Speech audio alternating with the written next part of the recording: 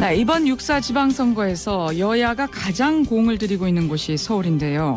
정몽준, 김황식, 이혜훈, 새누리당 세 예비 후보들의 경선 과정을 너무 일방적으로 언론이 다룬다며 박원순 서울시장이 나에게도 토론 기회를 달라 이렇게 제안하고 나섰습니다. 그래서 이 시간 직접 말씀 좀 들어보도록 하겠습니다.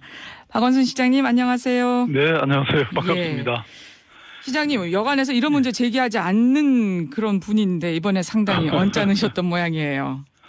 예, 뭐 언짢다기보다는요. 예. 그 TV 토론에서의 반론권이라는 것은 공정선거를 위한 뭐 당연한 요구라고 생각이 되고요. 네. 거의 6개 방송사가 이렇게 1시간 반이나 경선을 이렇게 중계를 했다면 뭐 당연히 반대편에 서 있는 사람에게도 저는 공평한 기회가 주어져야 된다고 생각하고요. 또 실제로 지난 2011년 서울시장 재보궐선거에도 예. 그때는 제가 오히려 경선을 했죠. 예. 그때 반대 후보였던 그 새누리당 후보 나경원 후보에게 똑같이 단독 TV 토론 기회가 주어졌거든요. 또 지난번 대선 때도 이 문재인 안철수 후보 단일화 토론에 대해서 박근혜 후보께도 그 반론권을 드렸죠. 그래서 뭐 이것은 저는 당연한 일이 아닐까, 또 그렇게 주시지 않을까 생각합니다. 예. 그렇네요. 정말 보니까 그때 단독으로 그런 TV 토론, 이게 면접 형식으로 박근혜 후보는 네. 예, 단독 토론을 했었고요. 그러네요. 뭐 재밌게 얼마든지 저는 시청자들이 좋아하실 그런 프로그램을 우리가 만들 수 있다고 생각하거든요. 네. 근데 지금 보니까 그 서울시장 예비 후보들의 TV 토론에는 앞으로 한 3번 정도 남은 것 같은데요. 세 차례 네. 또 순회 정책 토론회도 있고. 그러면 시장님께는 몇 번의 기회를 좀 드리면 될까요? 뭐 그만큼 상응하는 만큼 달라고는 하고 있는데요. 그거는 이제 방송사들하고 지금 협의를 하고 있습니다. 예, 그렇군요. 자, 시장님, 그런데요, 또 김황식 후보 같은 경우는 시장님께서 현직 프리미엄을 아주 톡톡히 누리시는 게 아니냐, 뭐 이렇게 문제를 제기하고 계시거든요, 지금. 언론 브리핑으로 사전 선거 운동하고 있다, 뭐 이런 의혹도 제기했는데 어떻게 해명하시겠어요? 뭐 해명할 이유가 없죠. 왜냐하면 현직 시장이 시정 브리핑을 하는 건 당연한 일 아닌가요? 저는 오히려 선거철 됐다고 시정을 나 몰라라 하고 선거 전략에만 몰두하고 있으면 그거야말로 직무유기죠. 선거는 선거고요. 또 시민의 삶은 계속되는 거니까 저는 본격 그 선거 전까지는 시정에 전념할 생각이고요. 그래서 사실은 이 새누리당 예비 후보들께서 그런 말씀을 하시길래 저희가 먼저 나서서 선관위에 물어봤는데요. 네. 뭐 하등에 문제가 없다. 그런 유권 해석까지 해주셨습니다. 뭐 통상적인 이런 시정 업무까지 사정 선거운동이라고 하면 정말 시정하지 말라 이런 얘기하고 똑같은 거죠. 네. 네. 근데 한 달 새 지금 공약성 정책 7건을 박 시장께서 직접 발표했다. 김황식 후보 측의 주장은 이렇거든요. 근데 사실 웬만한 정책 직접 발표하지는 않으셨잖아요. 아닙니다. 제가 그동안 한 50여 건 이상을 발표했고요. 예. 또 사실 제가 2년 6개월이라는 짧은 보궐선거 이후의 임기를 지금 진행해 오고 있잖아요. 예. 처음에는 제가 처음부터 정책을 발표할 수가 없죠. 왜냐하면 정책을 만드는 과정에는 수많은 전문가와 또 시민들과의 어떤 토론, 간담, 청책 이런 과정이 있었거든요. 네. 그래서 그게 이제 아무래도 제 임기 이 하반기에 몰리는 거는 당연한 것이고요. 사실 선거만 없다면 제가 아마 훨씬 더 많은 정책을 발표했을 겁니다. 네, 그렇군요. 시장님, 어제도 베이비 부머 정책 내놓으셨더라고요. 네네. 예, 종합대책이라고 발표를 하셨는데 말이 나온 김에 질문 좀 드릴게요. 네. 인생 이모작 센터와는 또 다른 모습 같던데 왜 베이비 부머들을 위한 정책이 따로 필요하다고 보셨어요? 예, 이것도 이제 사실 이미 1년 전에 인생 이모작 지원센터를 만들어서 운영을 해왔고요. 심지어는 제가 시장 되기 전에 희망제작소라는 곳에서도 그때 행복설계 아카데미라고 이걸 추진해서 수백 명을 수료를 시켰죠. 잘 아시다시피 저도 베이비부머 세대잖아요. 예, 그러니까 50대 베이비부머 세대들이 사실은 뭐 산업화의 주역으로 또 IMF 극복의 주역으로 정말 치열한 경쟁 속에서 가난에서 벗어나기 위해서 또 가족을 위해서 스스로 희생하고 정말 앞만 보고 달려왔잖아요. 근데 딱 이게 조기 은퇴를 하고 보니까 정말 뭐 막막하죠. 아직 살 날은 네. 많이 남았는데 일은 없고 뭐 정말 막막한 미래만 있는 것이죠. 네. 그래서 다들 산만 가시는 이런 상황이잖아요. 예. 그래서 우리가 뭔가 활동을 하기 위해서는 지난 한 20년 동안을 교육을 해서 20대에 비로소 인생에 뭐 일자리를 갖잖아요. 예. 근데 이 베이비부머들한테는 아무런 이런 과정이 없기 때문에 제대로 우선 재교육을 좀 하도록 하자. 네. 그래서 그게 이제 인생 이모작 지원센터를 뭐 20개 구에 만들고 그중 또 5개는 좀 일종의 이 대학 같은 그런 캠퍼스를 하나 만들어 드리자. 예. 그래서 일자리를 갖게 만드는 거죠. 그렇군요. 네. 그리고 또 여기뿐만 아니라 이제 사회 공헌 활동이라든지 또 암 진단, 암이 많지 않습니까? 예. 그래서 암 진단 비용을 뭐 지원한다든지 이런 건강과 여가 지원 이런 베이비부머 응원을 위한 종합 대책을 마련한 겁니다. 예, 그렇군요.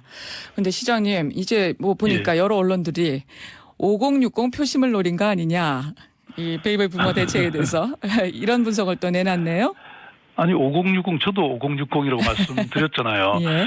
뭐 제가 보기에는 5060 특히 50대 이 베이비부머 세대가요. 전체 서울 시민 중에 약 150만 명을 차지하고 있습니다. 전체 시민의 15%가 해당되는데 여기에 대해서 대책을 내놓는 건 너무나 당연한 거 아닌가요? 알겠습니다. 예. 그냥 막막하게 산에만 갈 수는 없는 노릇 아니냐. 예. 뭔가 재교육도 필요하다 하는 그런 뜻이시군요. 시장님, 네. 지난 주말에 산에 갔다 오셨죠? 문재인 의원과 함께. 예. 네. 그 문재인 의원과 함께 이 산행을 하신 게 아주 또 큰 화제가 됐고요. 그 또 옛날 사법연수원 시절에 함께 찍은 사진도 아주 공개돼서 화제가 됐는데 말이죠. 뭐 개인적인 약속이라고 하셨지만 이것도 뭐 사실상 선거운동 아니냐. 뭐 이런 이야기들도 나왔네요. 네. 말씀하신 것처럼 뭐 문재인 의원님하고 저는 오랜 인연이 있었죠. 사실 그때 140명이 졸업한 것 같은데요. 사진이 몇 장 없는데 그런 사진이 남아있더라고요. 두 사람이 찍은 사진이. 예. 그리고 또 저희들이 민변이라는 어려운 시절에 인권 변론을 하는 변호사 모임에서 문 의원님은 부산에서 활동하시고 저는 서울에서 쭉 활동했죠. 그래서 아주 오랜만에 뵌 건데요. 물론 저는 뭐 대선을 치르신 분한테서의 여러 경험을 좀 들었고 싶었고 또 저희들이 함께 걸었던 곳이 한양도성이었는데요. 예. 그게 이제 곧 유네스코 문화유산으로 등재될 겁니다. 그래서 뭐 여러 시정에 대한 설명도 드렸고 또 조언도 얻었죠. 네. 근데 문재인 고문께서 이제 중앙선대위원장 임명된 이후에 첫 일정으로 박원순 시장님 지원 세낭을 하셔서 이 서울시장에는 상징성 때문에 그런가 아니면 뭐 최근에 여론조사 추이 때문에 그런가 뭐 여러 이야기들이 나오네요. 네. 아니 뭐 저는 사실은 뭐 누구로부터도 도움을 제가 얻어야 되잖아요. 선거라는 게 뭐 혼자 힘으로 되는 게 아니니까 또 말씀하신 것처럼 중앙선대위원장까지 맡으셨는데 뭐 저는 그 선대위원장 맡으신 분들 다 한번 모시고 제가 서울시장으로서 그동안 여러 이런 성과를 거둔 곳에 모셔서 이렇게 자랑도 좀 하고 예. 또 동시에 이 조언도 얻고 협력도 구할 생각입니다. 예. 그동안 기초공천 문제로 당이 좀 시끌시끌해서 말이죠. 지원도 못 받으시고 섭섭하셨겠어요. 예, 뭐 그것 때문에 사실 굉장히 일선에서는 힘들어하고 또 큰 논쟁이 있기도 했죠. 뭐 저는 기초선거, 기초공천 폐지는 기본적으로는 지지하고 있는 입장입니다. 근데 이제 뭐 박근혜 대통령 또 여당이 그걸 손바닥 뒤집듯이 뭐 그대로 공천하겠다고 하니까 사실 이 문제가 생겼던 것이죠. 그래서 어쨌든 지금은 정리가 됐으니까 뭐 선거에 있어서 이제 그런 일선에서의 어려움은 상대적으로는 좀 사라진 게 아닌가 싶습니다. 알겠습니다. 어제 간첩 증거 조작 사건에 대한 검찰 수사 결과가 나왔지 않습니까? 근데 네네. 토요일 산행에서도 문재인 의원이 이런 말씀하셨잖아요. 이 사건은 박원순 시장 흠집내기다. 그리고 또 어제 시장님께서도 나를 타깃으로 한 것 같다. 뭐 이런 얘기를 하셨어요. 왜 박 시장님을 겨냥해서 이렇게 했다고 보시는 거예요? 글쎄요. 저는 기본적으로 사실 저하고는 아무 상관이 없는 일이거든요. 왜냐하면 문제된 지금 기소가 돼서 재판을 받고 있는 그 공무원은 이제 탈북자로서 오세훈 전 시장님이 채용한 사람이고, 네. 저하고는 아무 상관이 없는데도 어쨌든 서울시 공무원이었다고 하는 이유로 그 당시 수사를 받으면서 구속되면서 뭐 서울광장에 와서 일부 단체들은 저한테 책임을 뒤집으시는 이런 시위도 하고 그랬거든요. 예. 그래서 그런 식으로 연결을 억지로 말하자면 해서 제 이미지를 이렇게 좀 나쁘게 하려는 그런 의도는 있지 않았나 그런 생각을 하는 거죠. 네. 뭐 재선을 뭐 방해하려는 그런 목적이 있다. 뭐 이렇게도 보시는 건가요? 저는 왜 그 당시 새정치연합의 진선미 의원님인가요? 네. 그분이 왜 문건 박원순 제안 문건이라는 걸 그 당시 폭로를 했잖아요. 예. 거기 보면 굉장히 자세하게 어떻게 하면 제가 하고 있는 여러 그 시의 행정 정책 이런 것들을 왜곡하고 악의적으로 이렇게 선전할까 이런 내용들이 그게 가득 담겨 있잖아요. 근데 저희들이 보기에는 일부는 사실 현실화된 것도 있고 그래서 그런 것들이 검찰이 좀 제대로 수사를 했어야 되는데 저는 그거 안 했다고 생각하거든요. 예. 그러면 지금 이번 간첩 증거 조작 사건에 대해서도 야권에서는 검찰 수사가 반쪽 수사다 뭐 이런 얘기가 나오고 있는데요. 특검 주장 뭐 더 거세질 거라는 그런 전망도 있습니다. 어떻게 보세요? 특검 필요하다고 보세요? 뭐 저는 그런 지금 국민의 의혹들이 상당히 있는 상태고 또 이게 너무나 엄중한 일이잖아요. 예.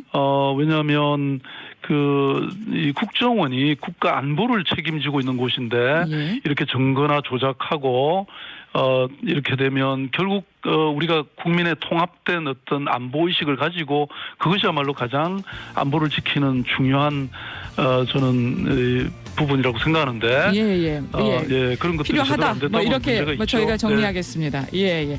말씀 잘 들었습니다. 고맙습니다. 네, 고맙습니다. 박원순 서울